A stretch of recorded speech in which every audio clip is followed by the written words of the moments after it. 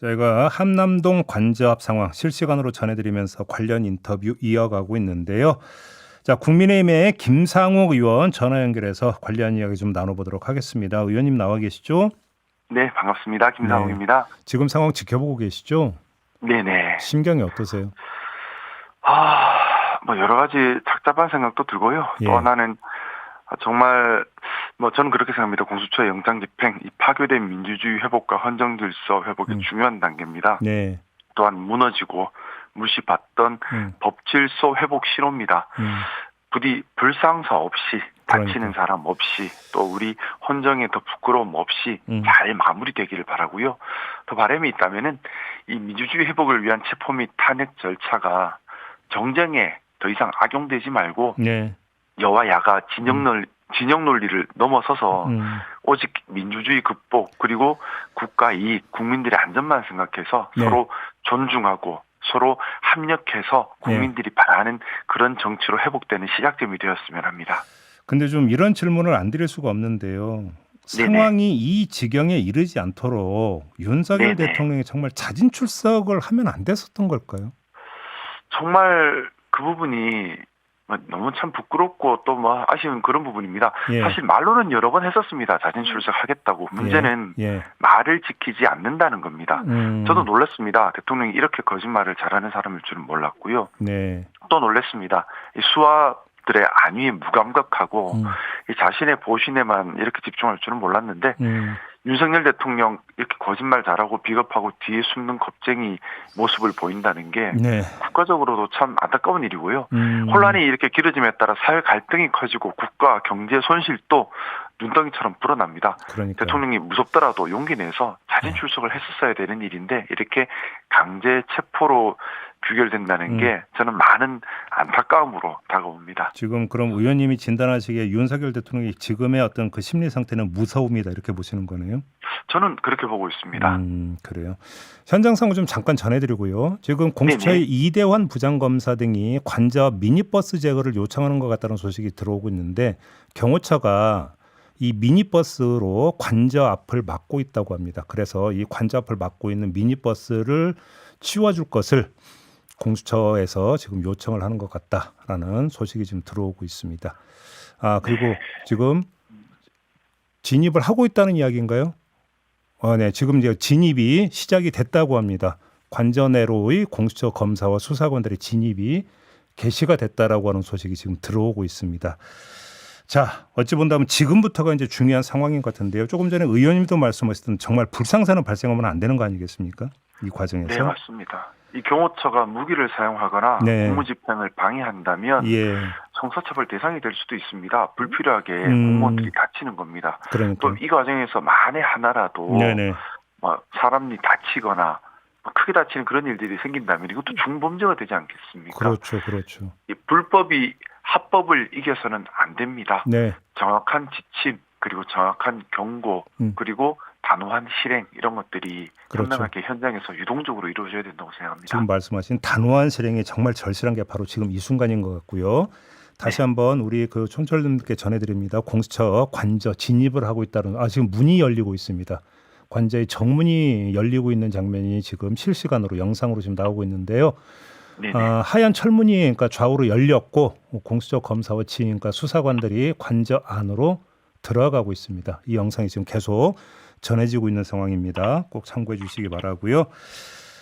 자, 어제 윤석열 대통령 지지자들의 시위가 상당히 격렬하지 않았습니까? 그리고 이렇게 됐던 데에는 그 전날 윤석열 대통령 편지가 한몫했다라고 하는 지적이 일반적인 것 같은데 유튜브 잘 보고 있다. 여러분과 함께 싸우겠다. 이런 편지 어떻게 평가하세요, 의원님은? 말씀 올렸던 것처럼 대통령께서 마지막 품격과 품위를 저버리고 사회 갈등을 조장하는 그리고 그 뒤에 숨어버리는 좀 비겁한 모습이었습니다. 대통령이라면 국가의 이익과 사회 갈등을 없애고 또한 민주주의를 지키는 것에 더 집중하셔야 합니다. 사회 갈등이 커지면 당연히 국민들 간에 화합이 이루어지기 힘들겠죠. 또한 지금 현재 불안정성으로 인한 국가 경제 손실이 막대합니다. 그리고 우리가 다 텔레비전에서 직접 목도한 바와 같이 헌법기관인 일단 비상계엄 사유 없이 비상계엄을 했고요. 네네. 또 비상계엄을 해제할 수 있는 권한을 가진 헌법기관인 국회가 예. 기능을 하지 못하도록 예. 국회의원들을 체포하기 위한 무장군인을 현장에 국회에 파견했습니다. 네. 그 자체가 이미 내란죄라는 것이 전 국민들 앞에서 보여줘 버린 겁니다. 예. 너무나 명백한 자유민주주의 파괴 행위였습니다. 그럼에도 불구하고 반성하지 않고 계속 갈라치기 하고 국가에 피해를 더 끼치고 네. 무서워서 뒤로 숨어버리고 부하들이 잡혀가는데도 자기는 모른 체 하는 이런 모습은 우리 헌정사에 많은 부끄러움으로 남을 것 같습니다. 알겠습니다. 다시 한번 전해드립니다. 공수처 수사관들이 대통령 관저 안으로 진입을 했습니다. 체포영장 집행이 이제 본격적으로 시작이 됐다. 이런 말씀 다시 한번 전해드리고요. 의원님, 그 윤석열 대통령도 대통령인데 같은 네네. 당의 윤상현 의원과 김민전 의원 네, 지금 그 이 집회에 참석해서 했던 발언 그 접하셨죠? 네네네. 어떻게 평가를 하십니까? 이런 모습을. 사실 좀 놀란 부분이 있었고요. 예. 물론 자신의 소신에 따라 행동한 것이라면 그 행동 존중받아야겠죠. 하지만 그 행동에 따른 책임은 피할 수 없다는 생각입니다. 네. 그 책임이 정치적 책임이든 도의적 책임이든 경우에 따라 법적 책임이든 금도를 넘지 않았으면 그리고 국회의원의 헌법상 책무가 오로지 국가 이익을 최우선하여 양심에 따라 수행해야 한다. 이 점을 잊지 않으셨으면 그래서 무엇이 보수인지 또 무엇이 반헌법적 구구인지 정확하게 구별을 해야 합니다. 반헌법적 구구 행동을 동참한다면 또 그 동참 이유가 경우에 따라 당리당략 때문이었다면 진영 논리를 극복하지 못하고 국가 이익을 해야 하는 것이라면 지금이라도 제자리로 돌아와야 한다고 생각합니다. 근데 왜 그런다고 건강한 보수주의자 윤상현 선배님을 좀 바라고 싶습니다. 왜 그런다고 생각하세요, 의원님? 근데 여러 가지 이유가 있을 수 있는데요. 저는 그렇게 생각합니다. 좀 너무 진영 논리에 빠져 있는 것이 아닌가. 무슨 말이냐면 사실 지금 이 일련의 과정은 진영 논리의 문제가 아닙니다. 민주주의 대 민주주의를 부수려고 했던 반민주주의 독재의 대결입니다. 따라서 진영을 넘어서서 민주주의 회복을 위해서 서로 힘을 합쳐야 합니다. 그런데 절대 민주당에게 정권을 넘겨줄 수 없다라는 생각이 강한 진영 논리에 빠져 있다 보면 옳고 그름을 생각하지 않고 이기고 지는 것만 생각하는 그런 패착에 빠질 수도 있습니다. 그리고 또 하나는 우리가 박근혜 대통령 탄핵 이후에 잘못된 학습 효과를 범보수에서 가지고 있습니다. 강성 지지층 중심으로 뭉쳐서 버티면 된다. 그러면 기회가 온다. 그리고 또 하나는 우리 지지층이 너무 극우 강성 지지층 위주로 재편되어 있다 보니 제대로 된 보수의 목소리를 내기 어려운 그런 것들도 문제라고 가지고 있습니다. 근데 이게 돌출된 두 의원만의 그 입장이고 행동일까요? 아니면 당내 다수가 그러니까 공감하고 있지만 비록 행동만 안 하고 있는 걸까요? 어떻게 보십니까? 제가 볼 땐 다수일지는 모르겠지만은 적지 않은 수가 사실은 좀 그런 비슷한 생각들을 가지고 계신 것 같습니다. 그것이 진영 논리에 빠져서 우리 보수 정당이 오래 함몰되어 왔던 그 부작용이고요. 또 하나는 지난 공천 때 아무래도 윤석열 대통령과 가까운 분들이 많이 공천을 받은 그 또 부작용이지 않을까 생각하고 있습니다. 그런 점도 있다. 그래요. 그러면 지금 의원님이 저희와 인터뷰에서 지금 이렇게 말씀하시는 이런 이야기를 당 안에서 꺼내기도 힘든 이런 분위기입니까 혹시? 쉽게 꺼내기가 힘들죠. 왜냐하면 다수 세력이 그런 생각들을 좀 다수라고 하기는 좀 어렵지만 적지 않은 세력이 그런 생각을 가지고 있고 또 원내 집행부도 과거 친윤으로 불렸던 분들께서 현재 이끌고 있기 때문에 또 그 원내 집행부의 그립감이 상당히 강한 편입니다. 그런 상황에서 사실 좀 안타깝지만 우리 소위 말하는 소장파라 불리던 우리 의원님들도 최근 들어서 목소리를 거의 못 내고 있습니다. 그런 것들이 아마 당내 분위기에 영향도 있지 않을까 생각합니다. 알겠습니다. 자, 잠깐 다시 한번 전해드리겠습니다. 공수처가 정확한 시간은 오늘 오전 8시 4분 체포영장 집행을 시작을 했습니다. 이 이야기는 무슨 이야기냐? 검사와 수사관들이 관저에 진입을 했다라는 이야기가 되겠습니다. 걸어서 지금 건물 쪽으로 이동을 하고 있다고 하는데요. 그 전에 나왔던 소식에 따르면 건물 불이 켜져 있다 이런 어떤 그 소식도 있었는데 자 이제 실내로 진입해서 어떻게 될 것인가 이걸 좀 봐야 될 것 같습니다. 아무튼 8시 4분을 기점으로 체포영장 집행이 시작이 됐다. 관저 진입은 이루어졌다.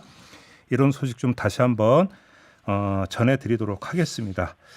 자, 의원님과 인터뷰는 계속 이어가야 될 것 같은데요. 자, 그러면 이런 분위기라면 지금 거부권 행사됐던 내란 특검법과 김건희 특검법 재의결을 언젠가는 해야 되는 거 아니겠습니까? 그러면 네, 그렇죠. 이 과정에서 소신 투표나 이런 것들이 이루어질 가능성은 그렇게 높지 않다고 봐야 되는 걸까요?